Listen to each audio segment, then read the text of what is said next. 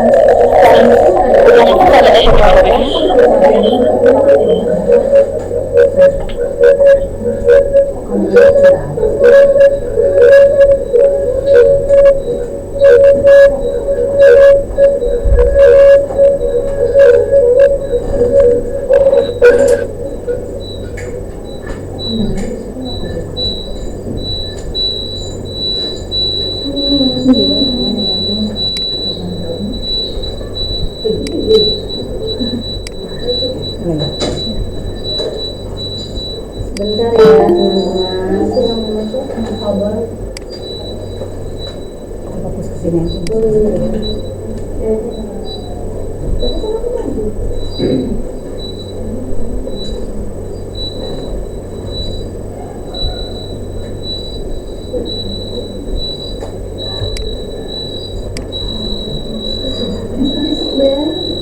Itu apa? Dari situan yang lainnya kan itu nama-nama Cara lain kan?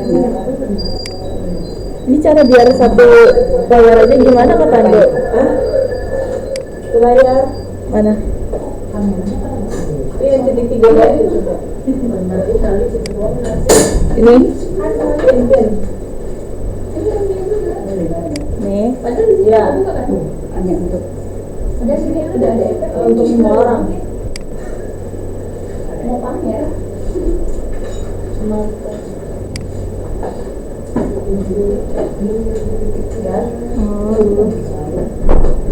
jadi ada juga. Assalamualaikum warahmatullahi wabarakatuh.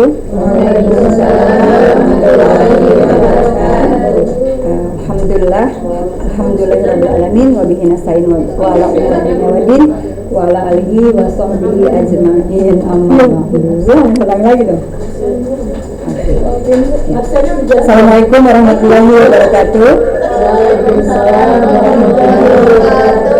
Selamat siang, salam sejahtera untuk kita semua. Alhamdulillah hari ini kita berjumpa lagi di Junmir untuk membahas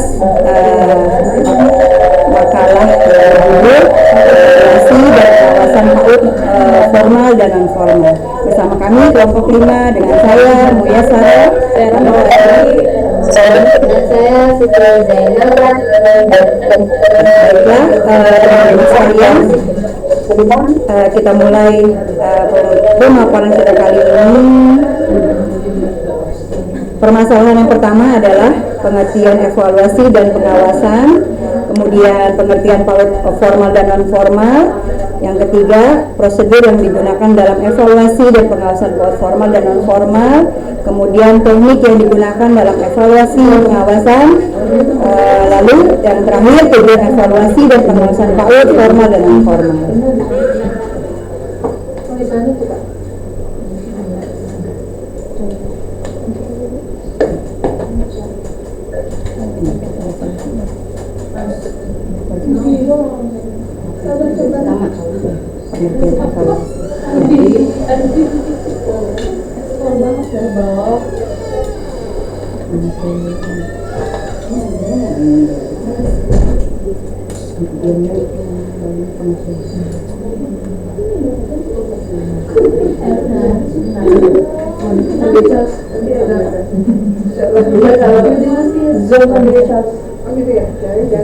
Pengertian evaluasi.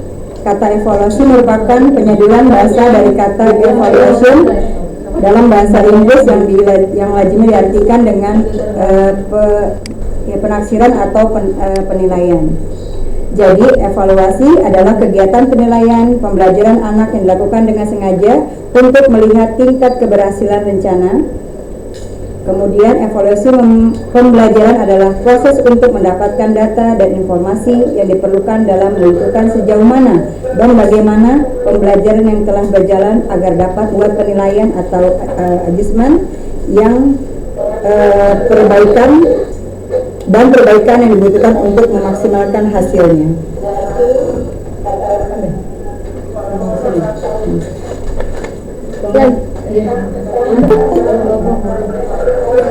Selanjutnya, pengertian pengawasan.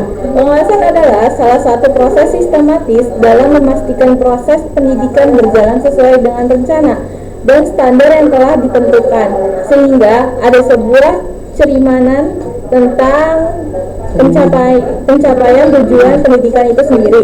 Sedangkan Macaulay berpendapat bahwa pengawasan adalah suatu kegiatan yang dilaksanakan untuk mendapatkan kepastian tentang pelaksanaan sesuatu program atau pekerjaan yang sedang atau telah dilakukan sesuai dengan rencana yang telah ditetapkan.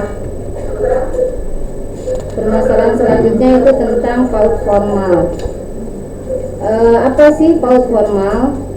Dalam Peraturan Menteri Republik Indonesia Nomor 17 Tahun 2010 menyebutkan pendidikan formal adalah jalur pendidikan yang struktur dan berjenjang yang terdiri atas pendidikan dasar, pendidikan menengah, dan pendidikan tinggi. Pendidikan jalur formal menyelenggarakan pendidikan yang berada di bawah naungan Dinas Pendidikan atau Kementerian dengan segenap aturan yang harus dilaksanakan. Namun, hal tersebut dimaksud untuk memaksimalkan pelayanan yang diberikan pada masyarakat. PAUD non formal, Peraturan Pemerintah Republik Indonesia Nomor 17 Tahun 2010 Pasal 109 Butir 1 tentang pengelolaan dan penyelenggaraan pendidikan menyatakan bahwa pendidikan anak usia dini jalur non formal merupakan program yang diselenggarakan secara fleksibel berdasarkan tahap pertumbuhan dan perkembangan anak. Program pendidikan anak usia dini jalur non formal meliputi Taman Penitipan Anak atau TPA, kelompok bermain atau KB, dan satuan pendidikan sejenis atau SPS. Oke, selanjutnya ada prosedur evaluasi dan pengawasan. Secara formal dan terstruktur, tahapan pelaksanaan evaluasi proses pembelajaran atau program stimulasi PAUD sebaiknya melalui prosedur sebagai berikut.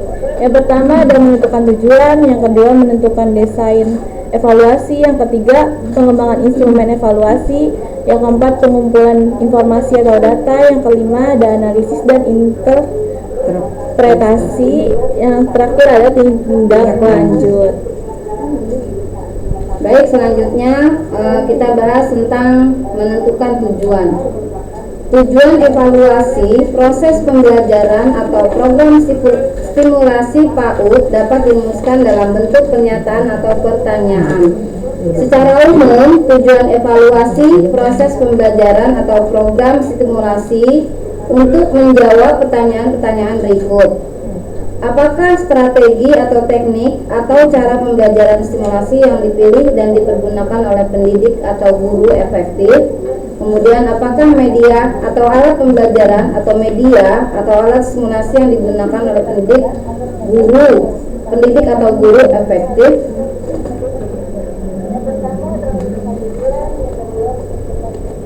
Selanjutnya menentukan desain evaluasi. Desain evaluasi proses pembelajaran atau program stimulasi mencakup rencana evaluasi, proses, dan pelaksanaan evaluasi. Rencana tersebut dapat dibentuk matris dengan kolom-kolom dengan kebutuhan, sesuai dengan kebutuhan. Hal-hal yang dapat dituangkan dalam metrik misalnya nomor urut, kemudian kemampuan atau aspek tumbuh kembang yang akan dievaluasi. Yang ketiga, metode atau teknik instrumen evaluasi yang akan digunakan. Keempat, sasaran anak yang akan dievaluasi. Yang kelima, waktu dan saat kegiatan di tempat. Oke, selanjutnya ada penyusunan instrumen evaluasi. Instrumen evaluasi proses pembelajaran atau program stimulasi anak usia dini untuk memperoleh informasi deskriptif dan informasi yang menghakimi dapat berupa: pertama, lembar observasi untuk mengumpulkan informasi tentang kegiatan pembelajaran atau aktivitas anak dalam mengikuti program pembelajaran atau stimulasi yang dilaksanakan oleh pendidik atau guru. Yang kedua, ada daftar pertanyaan atau pertanyaan-pertanyaan yang dapat dijawab oleh anak mengenai metode atau tindakan stimulasi yang telah dilakukan oleh pendidik atau guru, serta respon terhadap lingkungan yang telah disiapkan untuknya atau untuk anaknya. Yang keempat, pengumpulan data atau informasi. Pengumpulan data atau informasi dilaksanakan secara objektif dan terbuka agar diperoleh informasi yang dapat dipercaya dan bermanfaat bagi peningkatan mutu pembelajaran atau program stimulasi. Pengumpulan data atau informasi dilaksanakan pada setiap akhir pelaksanaan pembelajaran atau program simulasi agar memperoleh gambaran menyeluruh dan kebulatan tentang pelaksanaan layanan pembelajaran atau program stimulasi. Yang kelima, analisis dan interpretasi. Analisis dan interpretasi hendaknya dilaksanakan segera setelah data atau informasi terkumpul. Analisis berwujud deskripsi hasil evaluasi berkenaan dengan program pembelajaran atau layanan stimulus yang telah terlaksana. Sedang interpretasi merupakan penafsiran terhadap deskripsi hasil analisis proses pembelajaran atau layanan stimulus. Hasil analisis dan interpretasi akan menjadi sebagai bahan dan dasar memperbaiki pembelajaran atau program stimulasi selanjutnya. Oke, selanjutnya ada tindak lanjut. Tindak lanjut merupakan kegiatan menindaklanjuti hasil analisis dan interpretasi. Dalam evaluasi proses pembelajaran atau program stimulasi tidak lanjut pada dasarnya berkenaan dengan pembelajaran atau program stimulasi yang akan dilaksanakan selanjutnya dan kegiatan evaluasinya itu sendiri.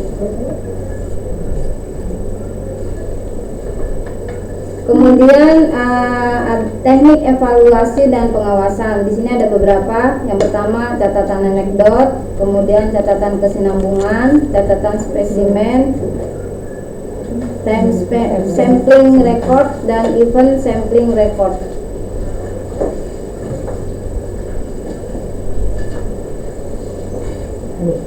Catatan anekdot merupakan uraian tertulis mengenai perilaku yang ditampilkan oleh anak dalam situasi khusus. Catatan anekdot ditulis dengan singkat. Catatan anekdot menjelaskan sesuatu yang terjadi secara faktual atau sesuai dengan apa yang dilihat dan didengar. Jadi nggak dibuat-buat. Dengan cara yang objektif, tidak berprasangka atau tidak menduga-duga. Selanjutnya ada catatan kesinambungan atau running record. Catatan ini memuat kejadian secara rinci dan berurutan. Pendidik atau pengamat mencatat semua kegiatan terus-menerus dan yang dilakukan anak itu.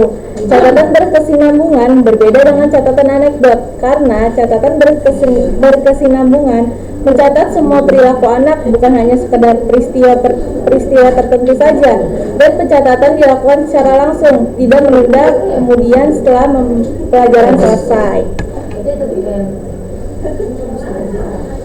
Baik, selanjutnya adalah catatan spesimen atau specimen record.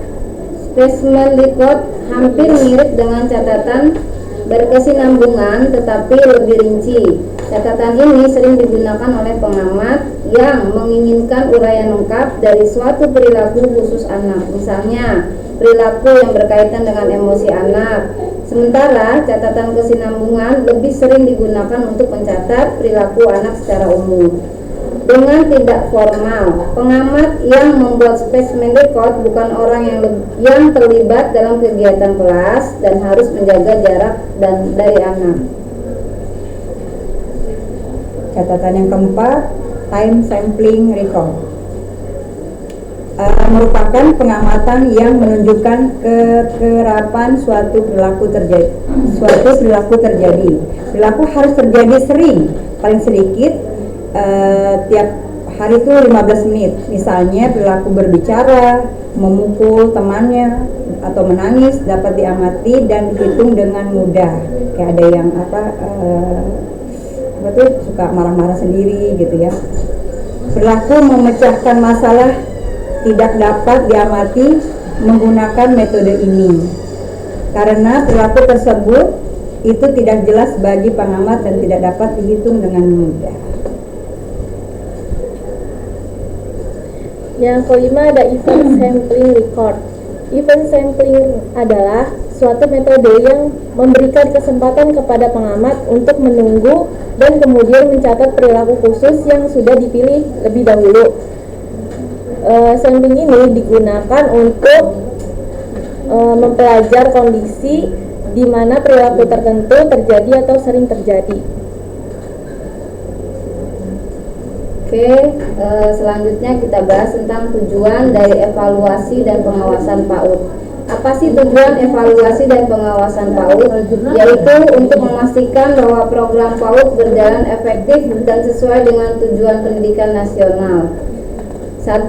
Evaluasi ini melibatkan penilaian terhadap kualitas dan efektivitas program PAUD, termasuk peningkatan kualitas. Tujuannya itu untuk peningkatan kualitas kerja. Kemudian tujuannya yang selanjutnya adalah pencapaian tujuan pendidikan.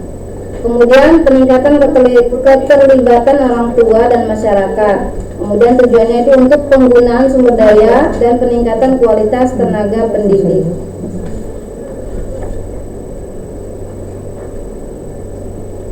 Kesimpulannya, evaluasi adalah kegiatan penilaian pembelajaran anak yang dilakukan dengan sengaja untuk melihat tingkat keberhasilan keberhasilan rencana. Evaluasi pembelajaran adalah proses untuk mendapatkan data dan informasi yang diperlukan dalam menentukan sejauh mana dan bagaimana pembelajaran yang telah berjalan agar dapat membuat penilaian atau adjustment yang perbaikan yang dibutuhkan untuk memaksimalkan hasilnya. Oke, selanjutnya pengawasan mengandung makna membandingkan situasi yang ada dengan apa yang seharusnya terjadi. Untuk selanjutnya dilakukan pembinaan, pembimbingan, dan dorongan untuk melakukan perbaikan terhadap ketimpangan yang terjadi. PAUD dibagi menjadi dua, yaitu PAUD formal dan non-formal. Bedanya adalah perbedaan formal dan non-formal dapat dilihat dari segi konsep, konten, konteks, dan kebijakan. PAUD formal dilandasi oleh filosofi, behaviorisme, dan progressivisme, sedangkan PAUD non-formal dilandasi oleh filosofi humanisme dan kritisisme. PAUD formal sudah memasuki wilayah profesionalisme dengan atribut standarisasi dan akreditasi yang ketat. Sementara PAUD non-formal masih ada berada di wilayah sosial dan belum perlu di standarisasi dan akreditasi yang ketat. Oke, terima kasih teman-teman. Masih ada.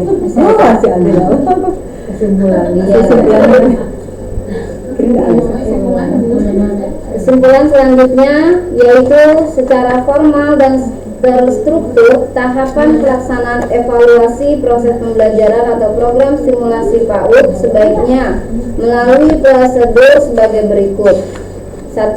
Menentukan tujuan, kemudian menentukan desain evaluasi, kemudian mengembangkan instrumen evaluasi, mengumpulkan informasi atau data, analisis dan interpretasi serta tindak lanjut. Adapun teknik yang digunakan dalam evaluasi dan pengawasan PAUD formal atau non-formal adalah catatan anekdot, catatan kesinambungan atau learning record, atau catatan specimen atau specimen record, time sampling record, event sampling record. Oke, baik, demikian pembahasan dari kami. Semoga bisa bermanfaat. Kemudian acara selanjutnya adalah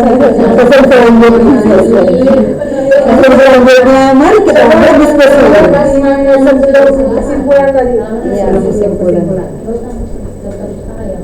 Nah, itu sebelumnya. Lagi satu lagi. Tujuan apa Bu? Bukan yang sebelum kesimpulan tadi kan ada satu slide. Ini ya depannya. Bukan ini, bukan tujuan. Terus. Terakhir sebelum kesimpulan. Oh itu kali. Tujuan Bu. Tujuan Bu. Bukan, tadi itu ada yang Apa Bu? Di depan. sebelum kesimpulan, sebelum ini ada satu slide tadi. Coba dari belakang pelan-pelan. Ya ini dengan kesimpulan sebelum. Lagi terus.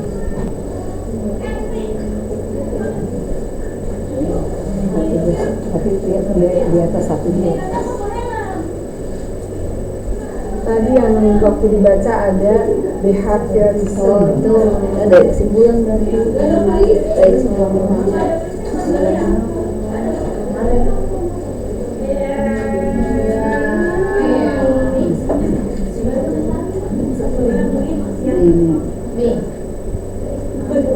Bukan, tadi itu ada. Nah, ini dia. Maksudnya mau memberikan penjelasan tentang bacanya. Itu bacanya behaviorism. Behaviorism. Ya, terus yang kedua progressivism. Progressivism. Progressivism.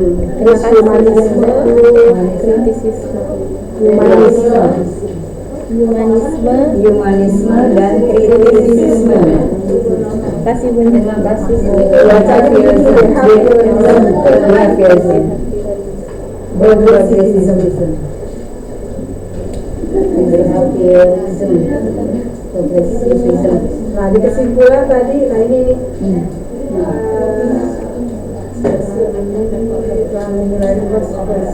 Bukan yang ada adjustment. Oh Ya, Adjustment yang terakhir ya? Pertama. Itu bacanya adjustment. Adjustment bukan?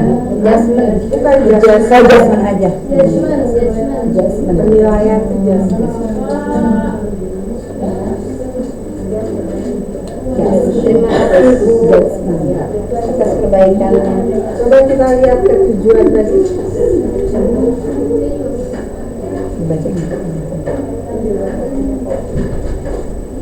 Nah, di tujuan ini kan adalah untuk memastikan program di PAUD itu berjalan efektif dan sesuai dengan tujuan pendidikan nasional. Nah, untuk tujuan pendidikan nasional ini sekarang kan digunakan Permendikbud nomor 12 tahun 2024 itu terkait dengan kurikulum merdeka. Permendikbud nomor 12 tahun 2024. 16 ya Bu. Itu nanti di download ya, dilihat dibaca. Oke, itu adalah kurikulum yang terbaru yang kurikulum merdeka.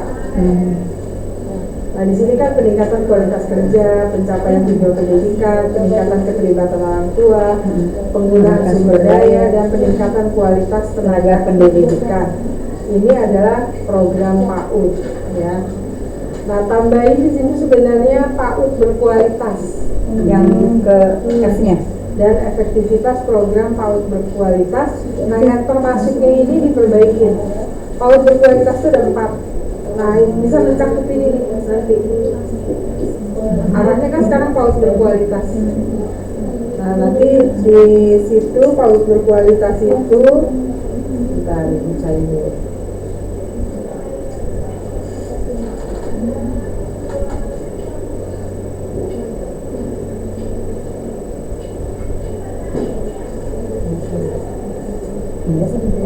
Kalau ini kan bukan PAUD berkualitas, hanya PAUD saja. Sementara sekarang arahnya PAUD berkualitas.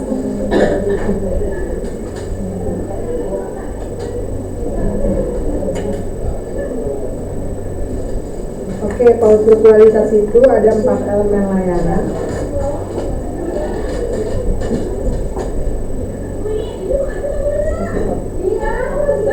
Ya. satu, kualitas proses pembelajaran. Berarti kan itu kan peningkatan kualitas kerja, pasti masuk ke situ tuh. Pertama adalah kualitas proses pembelajaran, kedua kemitraan dengan orang tua. Nah ini kan ada tuh yang peningkatan keterlibatan orang tua dan masyarakat, itu masuk di situ.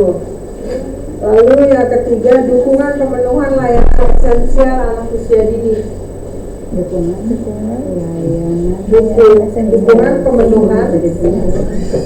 pemenuhan layanan esensial anak usia dini.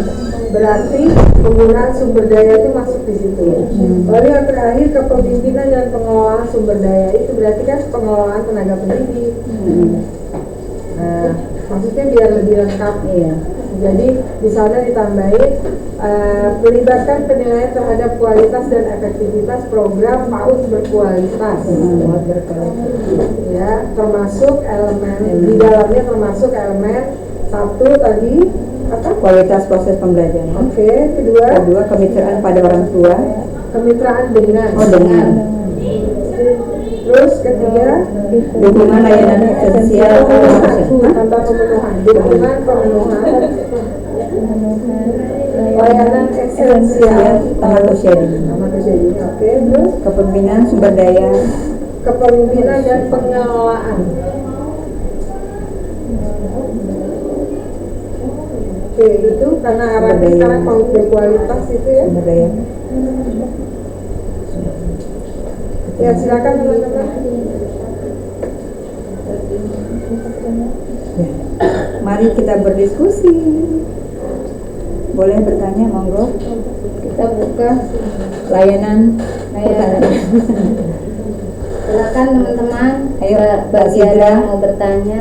Assalamualaikum warahmatullahi wabarakatuh. Waalaikumsalam warahmatullahi wabarakatuh.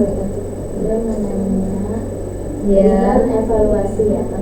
Gimana sih cara melibatkan orang tua dalam proses evaluasi dan pengawasan pendidikan anak usia dini? Bagaimana cara Melibatkan orang tua. dalam proses evaluasi dan pengawasan? Oke, selanjutnya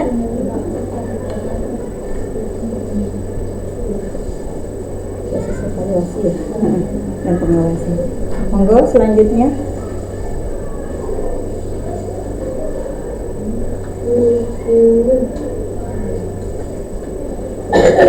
Ada pertanyaan.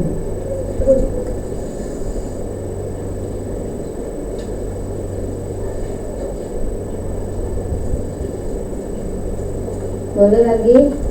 Ada yang bertanya kah? Kamu langsung jawab. Sudah.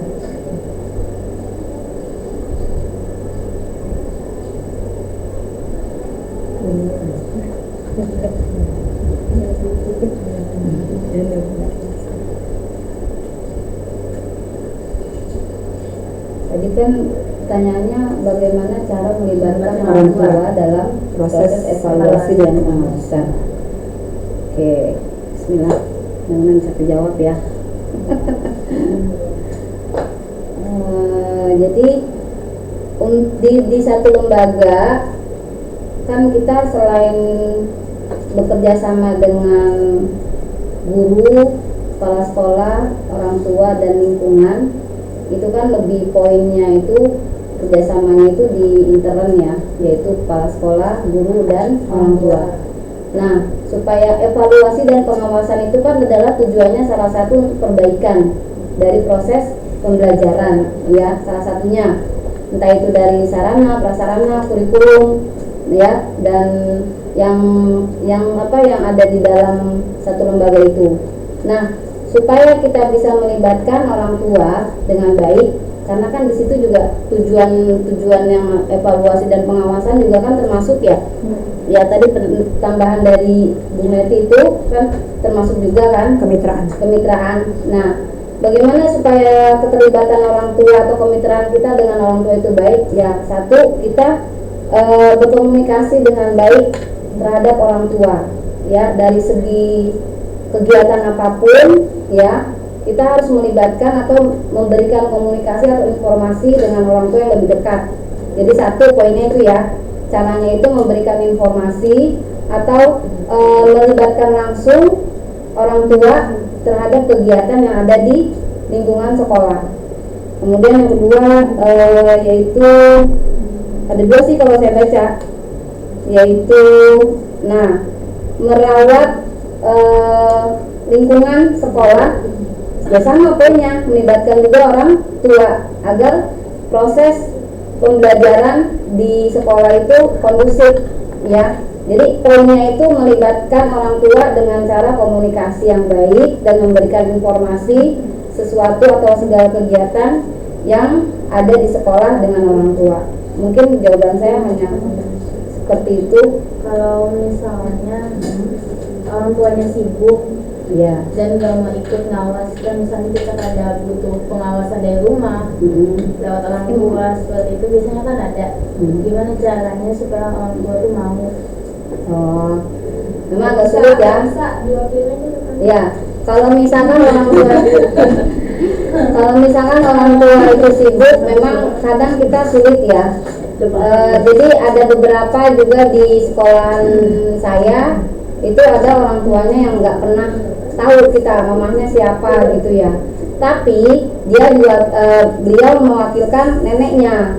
Nah, jadi kalau seumpama memang ada yang mewakilkan orang tua tersebut, kemungkinan kita bicaranya langsung itu dengan pihak yang sering datang ke sekolah atau sering mengantar anaknya.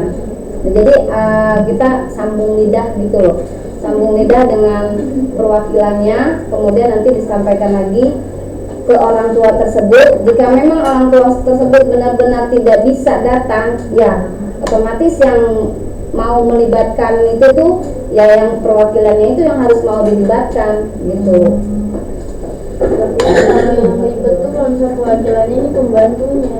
Ya memang yang ribet tuh pembantunya. Berarti begini, kita harus menjalin komunikasi dengan orang tua. Iya.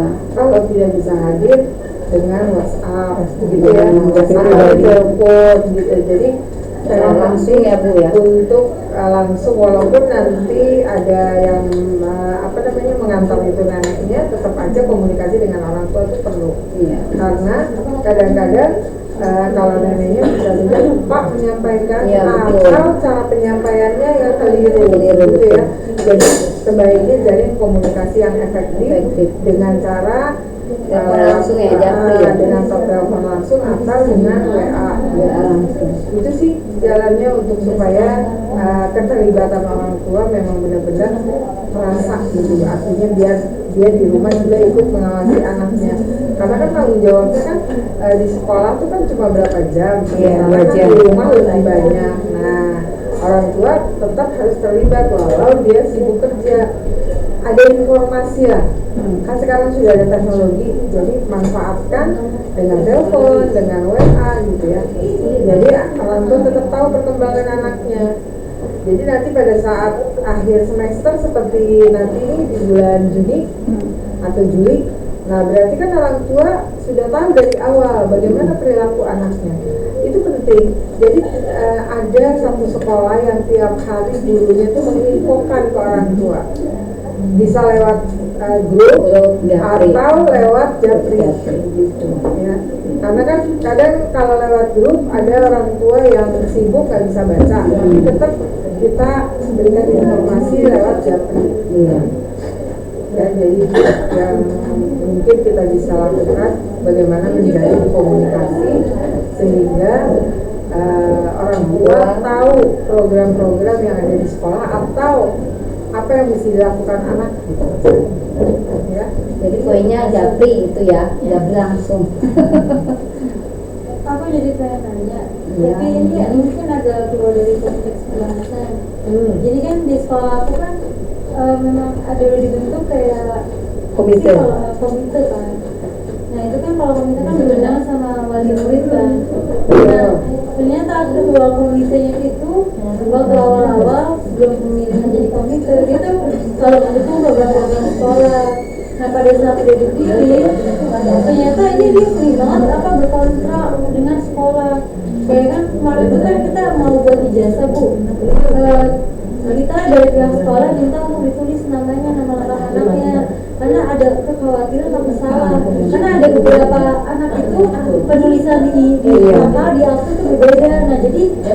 sebagai pihak sekolah meminta karena kekhawatiran itu. Tapi ini ketua komitenya malah di grup dibilang kalau gitu pakai kakak aja bu, udah dibilang bukan gitu bu, kita Koreksi, takut. minta koreksi. Iya kan takut nanti penulisannya ejaannya ada yang salah. Apa salahnya dia cuma nulis doang kan? Tapi dia malah jadi kayak frontal banget, kayak gak ngedukung program-program sekolah. Terus juga kalau misalkan anaknya kan nampak wali kelasnya diminta untuk bawa tugas, kayak kan kemarin kan ada buat main tuh di bawah sebuah kalian, anaknya juga nggak mau. Jadi kayak sebetulnya kalau misalkan emang dia udah nggak betah, pindah aja sekalian, jangan jadi malah merusak sekolah gitu loh. Nah itu kita sebagai pihak sekolah harusnya gimana? Tindakannya adalah panggil komisennya, duduk bersama, rapat. Seandainya memang ibu katakanlah sibuk gitu ya, sehingga tidak bisa terlibat ke dalam kegiatan program sekolah, ya mungkin dari ibu bisa menunjuk teman yang lain yang untuk menggantikan. Sebetulnya ini tuh bukan sibuk, karena dia memang setiap hari itu ada di sekolah. Cuma jadi kesannya jadi apa ya? Nggak mendukung program-program sekolah. Jadi setiap kali ada program dia bantah, kenapa harus begini, kenapa harus begitu. Jadi kayak kita kan sekolah karena ada memang ada programnya kan bu. Nah dia memang kayak seakan-akan sengaja untuk kayak gak usah begini deh bu, gak usah begitu. Sebenarnya yang pilih beliau siapa? Yang pilih ibu itu sebagai komite Karena yang kan milihnya gitu. itu kan pemilihan musyawarah gitu bu. Musyawarah dengan orang tua murid lain. Iya, jadi memang dipilihnya dia. Tapi pas jadi ketua malah jadinya provokator untuk yang lain. Jadi kayak yang lain tuh jadi bingung ini gimana.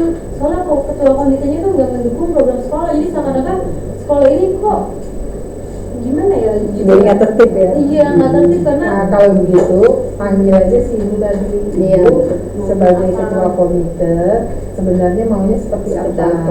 Karena kita punya program yang memang harus diikuti dan didukung oleh komite.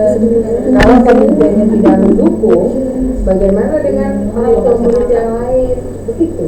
Ditanya, dipanggil. Mungkin jangan di depan banyak orang, tapi secara pribadi, gitu ya, dipanggil.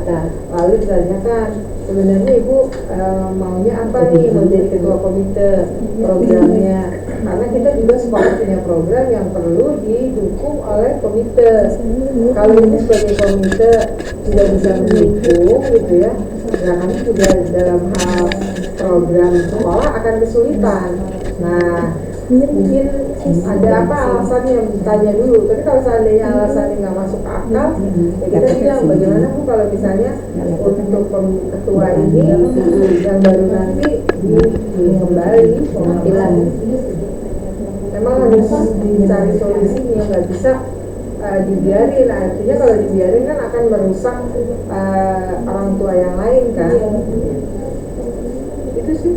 Itu kalau keresahan saya ini bu, kalau kayak tadi catatan anekdot ya, apa kalau misalnya ada anak yang misalnya nakal gitu, harus langsung kita kasih tahu orang tua atau ya ini gimana gitu? Kita nasehatin dulu anaknya. Jadi pertama langkahnya adalah kita action dulu, anak itu kita kasih nasihat, pengarahan, lalu bimbingan.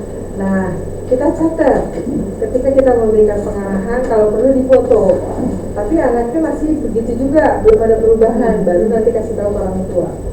Artinya usaha dulu dari gurunya, baru disampaikan kepada orang tua, jangan langsung ke orang tua. Iya, kadang kan orang tua jadi lebay gitu bu kalau anaknya ada punya masalah di sekolah. Nah itu makanya kan orang tua juga kan nggak mau punya masalah di anaknya di sekolah. Makanya kita sebagai guru coba dibimbing dulu, diperbaiki dulu. Kalau memang sudah diusahakan tapi tidak ada perubahan, nah berarti kan perlu orang tua diinformasikan. Lalu bagaimana nih bu solusinya? Tapi kita sebelum manggil orang tua kita udah punya cara yang berikutnya. Misalnya sudah diadakan pendampingan, nggak mau juga, nah berarti rencana berikutnya kita udah ada. Tapi kita mau dengar dulu dari orang tua. Kita kan bisa tahu tuh orang tua kira-kira menyerahkan nggak kepada kita. Kalau misalnya dia menyerahkan, ya udah terserah ibu bagaimana baiknya. Nah baru kita bu rencananya ke depan kita mau membimbing anak ibu seperti ini gitu. Jadi kita punya program rencana planning yang planning, jangan sampai kita menyampaikan orang tua tuh kita nggak punya solusi, akhirnya tuh orang tua malah bisa kesel gitu ya, anaknya dibilang nakal tapi dari sekolah nggak ada usaha. Kalau dari usaha masih begitu juga, baru orang tua diinfokan. Itu sih yang paling enak untuk menghadapi anak-anak begitu. Baik, terima kasih Bun. Ada lagi yang mau bertanya? Jika tidak ada yang bertanya, kan saya akan ganti kesimpulan. Intisarinya adalah dari ini tadi kan kesimpulan coba. Iya, kesimpulannya. Intisarinya.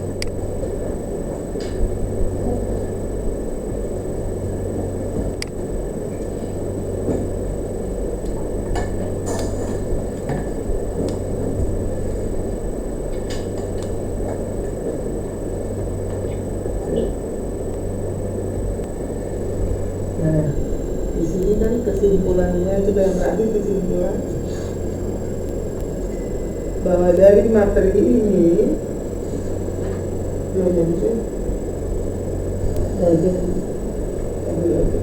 yang terakhir aja.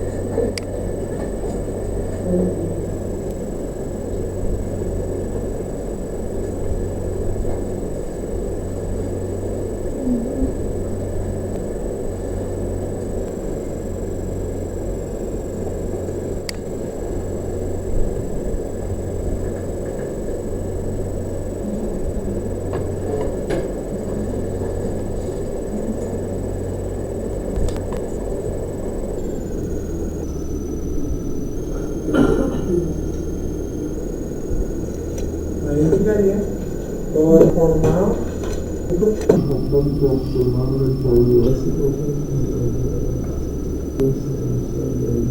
melalui prosedur dari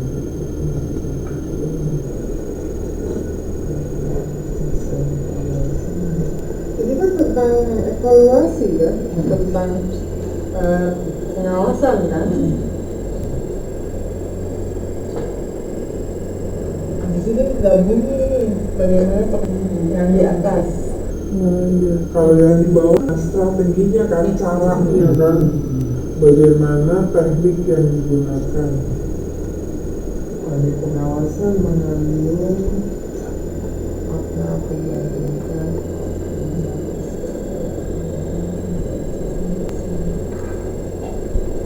Oke, ada di atas tadi ya. Oke. Ada yang masih belum presentasi? Kelompok 5. Iya, baik. Teman-teman kan ini terakhir presentasi. Besok, pertemuan besok, video yang sudah dibuat kan belum diupload ya. Nah, tolong, udah belum? Yang ke YouTube udah? Makanya Bunda dikasih linknya dong, biar kita tahu. Maksudnya itu siapa kelompok? Kita ya? Iya. Mau upload? Kan udah dikasih ke Bunda. Linknya linknya tapi kan gimana? Aku ada proses video. Oh iya. Lewat laptop bisa. Mana udah apa tuh? Ini sih apa nih? Kenapa ini? Linknya belum begitu. Jadi gimana Ibu, mau ditutup apa kita buka ya. Baik teman-teman dan Bunda, terima kasih atas penjelasannya, dan teman-teman terima kasih atas pertanyaannya. Bila ada kekurangan, kami mohon dimaafkan, pintu selebar-lebarnya.